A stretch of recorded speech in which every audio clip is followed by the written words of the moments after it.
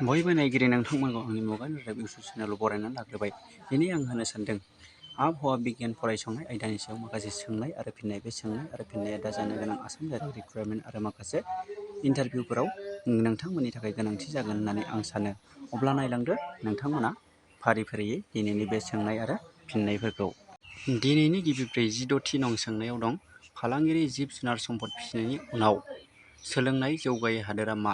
माने फालांगियारि जुनार फिसिनायाव जौगायै हादरा जाबाय भारतबर्ष।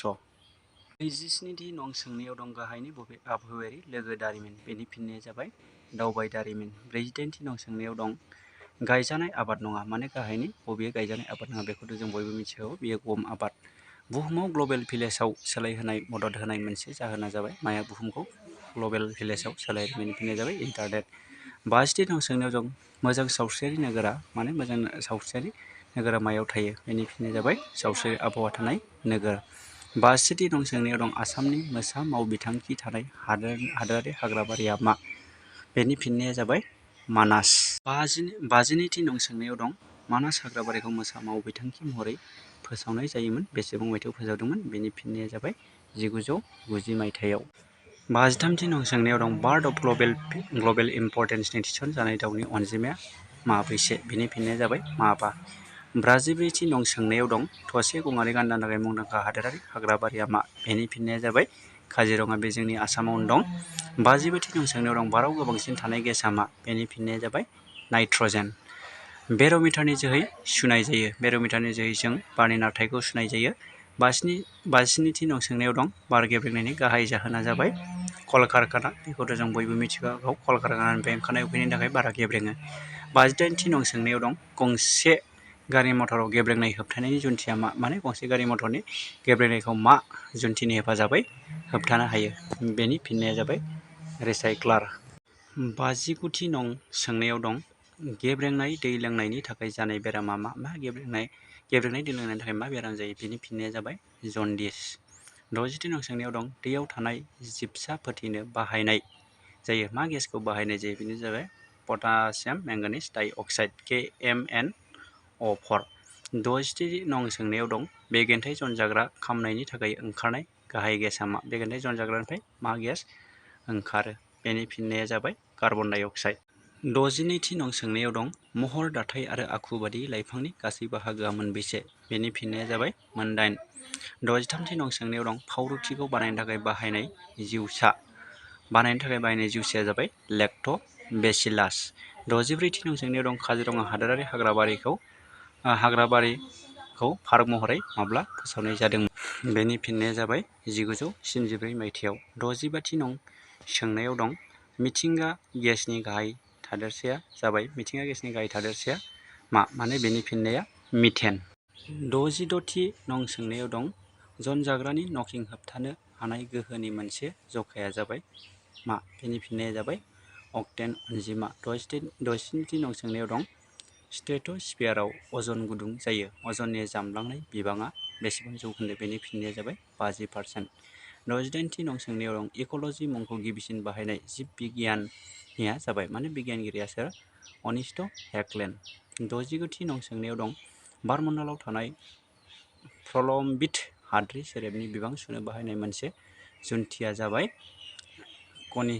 कनिमिटार। 70थि नं सोंनायाव दं स्रां बेरस्रां मोनदांनो आरो सुनो थाखाय बाहायनाय मोनसे जुन्थिया जाबाय? बेनि फिननाया जाबाय गाइगा मुलार गणक। 71थि नं सोंनायाव दं जिबख' सोमावसारनाया बेसेबां मायथाइयाव जागायो? बेनि फिननाया जाबाय 1970 मायथाइयाव। 72थि नं सोंनायाव दं हादोर गेजेरारिनि जथुम्माया मिथिंगा सनदखौ आजावदोंमोन? बेनि फिननाया जाबाय 1982 मायथाइयाव। 73थि नं सोंनायाव दं नर्मदा बासाव सोमावसारनायनि दैदेनगिरिया जाबाय? माने नर्मदा बासाव सोमावसारनायनि दैदेनगिरिया सोर? बेनि फिननाया जाबाय मेटा पाटेकार। 74थि नं सोंनायाव दं गलिलावनि र'सार्कश्री नारथाय दिहुननो थाखाय बाहायनाय मोनसे जुन्थिया जाबाय असम'मिटार। 75थि नं सोंनायाव दं भारतआव बायदिसिना आबादखौ मा बुंनाय जायो? बेनि फिननाया जाबाय जुम आबाद। फिसा फिसौ आबादफोरखौ जों जयै जुम आबाद होननानै बुंनाय जायो। 76थि नं सोंनायाव दं जुम आबादखौ मिल्पा बुङो माने बबे हादराव बुङो बेनि फिननाया जाबाय मेक्सिक'आव। 77थि नं सोंनायाव दं मैगं थाइगंल' आबाद मावनायखौ मा बुङो बेनि फिननाया जाबाय ट्राक फार्मिं। 78थि नं सोंनायाव दं गाहायनि बबे जिबारि सम्पद सोनारनाय दारिमिन नङा प्लास्टिकनि दारिमिन। प्लास्टिकनि दारिमिनाव जों माने जिबारि सम्पदखौ गोनांथि जाया। 79थि सोंनायाव दं आथिखालाव बुहुमनि बेसेबां जौखोन्दो सुबुं सोहोराव थायो बेनि फिननाया जाबाय 48 जौखोन्दो। 80 नं सोंनायाव दं भारतआव मैदेर मावबिथांखि खामानिखौ माब्ला जागायजेननाय जादोंमोन बेनि फिननाया जाबाय 1992 मायथाइयाव। 81 नं सोंनायाव दं बाराव कार्बन मन' अक्साइडनि बिबाङा बेसेबां बेनि फिननाया जाबाय 0.1 निजुत बाहागो। 82थि नं सोंनायाव दं सोदोब गेब्रेंनायनि थाखाय जानाय बेरामा मा बेमार जायो बेनि फिननाया जाबाय देहा नार्भनि लोरबांथि माने देहाखौ लोरबां खालामो। 83थि नं सोंनायाव दं सोदोबनि थेरनाय सुनो थाखाय बाहायनाय सानगुदिया माने सोदोबनि थेरनाय सुनो थाखाय मा बाहायो बेनि फिननाया जाबाय डेसिबल। 84थि नं सोंनायाव दं मोनसे ओनसोलनि गोबां समनि बोथोरनि गासै थाथाया जाबाय मानि थाखाय सोलाय सोल' जायो बे बारडे। 85थि नं सोंनायाव दं आबहावा संरैखा आयेन माब्लानिफ्राय बाहायजेननाय जायो बेनि फिननाया जाबाय 1968 मायथाइनि। 86थि नं सोंनायाव दं बार गेब्रेंनाय आरो फोजोबनाय आरो होबथानाय आयेन बाहायनाय जादोंमोन बेनि फिननाया जाबाय बेहाय मोनसेबो नङा नोंथांमोना अपसनफोरखौ नायनो हागोन। 87थि नं सोंनायाव दं मोनसे आबुं आदारा जाबाय माने आबुं आदार हिसाबै जों माखौ मोननो हायो बेनि फिननाया जाबाय गाइखेर। 88थि नं सोंनायाव दं प्रटिननि आंखाल जाबोला गथ'फोरनि देहायाव जानाय बेरामा मा बेनि फिननाया जाबाय मरासमास माने प्रटिननि आंखाल जायोब्ला बे बेरामा गथ'फोरनाव बांसिनै जायो। 89थि नं सोंनायाव दं सोदोबनि गुबुंथि बेसेबांनिफ्राय बांसिन जायोब्ला देहानि थाखाय खहा गोनां जायो बेनि फिननाया जाबाय 80 डेसिबल। 80 डेसिबलनिफ्राय बांसिन जायोब्ला सोदोबा खहा गोनां जायो। 90थि नं सोंनायाव दं भिटामिन एनि आंखालाव मा बेराम जायो बेनि फिननाया जाबाय खुख्रिखाना।